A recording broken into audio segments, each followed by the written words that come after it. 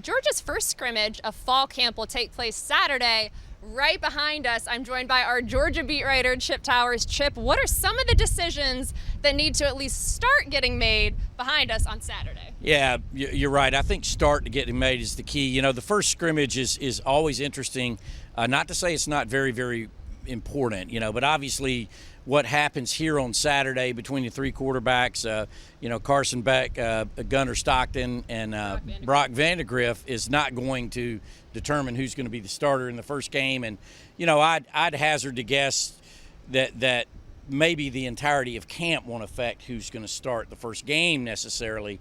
But all the way down the line, decisions will start getting made this Saturday on personnel. And, talking to Mike Bobo today, it's not just who's going to play what position and who's going to be in what position, but it's kind of a lot of it is what is Georgia going to look like. I think that's more on the offensive side of the ball than the defensive side of the ball, but there's position groups that are battling against each other. The tight ends are battling against the receivers, who are battling against the running backs for who's going to be getting the ball, right? And so there's a lot of those decisions that Mike Bobo and his offensive staff are going to make, and a lot of those decisions will be based on live action that right now you're installing in practice. You're trying to make sure they understand and know what to do. But when you get out here, you're going to have ones-on-ones, and it's going to be winning individual battles, and those will go a long way to determining who's playing what in the first game.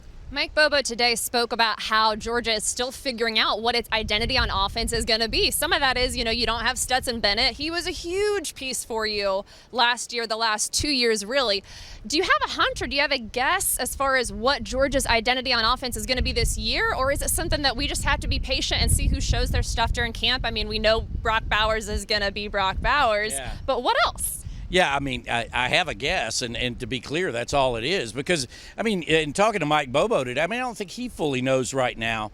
The great thing about a guy, and listen, I thought one of the points he made today, which was really good, was that whether Todd Monken was still here or not, this offense was going to look different, right? Just because of what you alluded to. There are no other 6'7", 285-pound tight ends, and, that's a big reason Georgia was using 12 personnel, one back, two tight ends, with Darnell Washington and Brock Bowers. That doesn't mean Oscar Delp can't be a two tight end set, but is that better than two backs, or is that better than four receivers? And look, it's a real guessing game, and I actually think this plays in well for Georgia's overall season.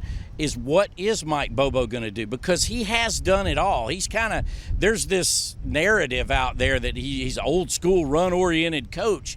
And listen, he's done different things at different places. They threw the ball all over the place when he was head coach at Colorado State, and at different times they did that at Georgia. But he also had Todd Gurley and Nick Chubb at different times. You'd be a fool if you weren't giving the ball to them. Georgia right now has got a little bit of questions at the running back position. So, with that said, my guess is that I think you're going to see Georgia throw the ball around a good bit. That starts with Carson Beck, being the favorite to be the starter. He slings it. He's 6'4", he's 220 pounds. He's not going to be as much run zone read stuff, I wouldn't think. But at the same time, you got Brock Vandagriff too. So, it's everybody's guess. And Mike Bobo, quite frankly, and his entire staff, because it is a cumulative effort that they work with, they're going to figure that out over the next 3 weeks. Let's talk about running backs a little bit, because Georgia's got a lot of guys banged up, not necessarily, seriously injured, like they're going to miss so much time, but banged up during fall camp. You don't love that timing, because fall camp is when you're kind of sorting things out and getting things figured out, like we talked about with identity. What do you anticipate for Georgia's run game this fall? Yeah, it's going to be interesting, especially in the early part of the season. Now, Kendall Milton is the X factor there, right? Everybody's seen enough of Kendall Milton. He led the team with a 7-yard per carry average last year. So when he's healthy and on the field, there's no question he is an extremely productive runner of the football. But, Tuesday we go out there to practice, and there he is on the side, a hamstring injury. And that's disappointing for everybody, not the least of which is Kendall Milton, right? So, my understanding is a hamstring, he's going to get back out there on the field. But in the meantime, you got to keep getting ready. And, I think Dejon Edwards is somebody who's probably underappreciated. I mean, if you look at McIntosh had 150 carries last year, he had 140. You spread that out over 15 games, what, a half a carry a game less. So, that guy, he's a block of granite. And, there's this fascination with Cash Jones. I am too. Dale McGee told us to reiterate it again today. Yeah, that dude's a real deal. And can catch out of the backfield, which Georgia doesn't have Kenny McIntosh anymore. Exactly. That's where you would feel like they probably need the help right now. So that's going to be real interesting. But as you know, Georgia's schedule is favorable in that regard of kind of working out kinks between camp and the first couple of games of the year.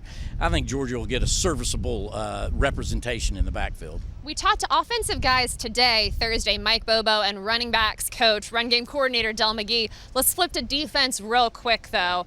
Georgia returns 8 starters on defense. So I feel like there are maybe more questions on offense than defense going into the 2023 season. But what does this Georgia defense need to execute this fall I keep saying this fall, execute in camp to be ready to go when the season actually kicks off? Well, there are 2 key areas, I think. There's a good bit of a reshuffle in the secondary. And as we all know, especially exposed in the postseason, as Georgia wasn't great at pass defense. Georgia's got to get better. And I think that's compounded by the fact that, Nolan Smith is now in the NFL, and you had some turnover.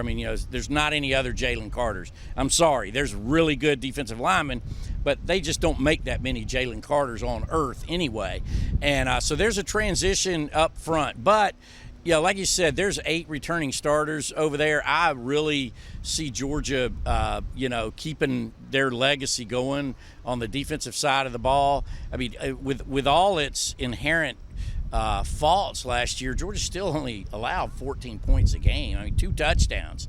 And with the offense that they got and the way they've been constructed the past couple of years, that ought to be enough to win most of your games. So I feel pretty good about Georgia's defense, and I'm really intrigued about the secondary, particularly the move of Javon Bullard. It looks crystal clear at this point he's going to be a safety as opposed to a full-time nickel star guy. And I think that's really bodes well for Georgia's defense and probably for Javon Bullard, individually. So many questions still to ask and still to learn, and we will find out more on Saturday. Chip, thank you so much for joining me. Thanks to all of you for watching. Make sure you go to ajc.com or subscribe to our YouTube channel to find more videos just like this one.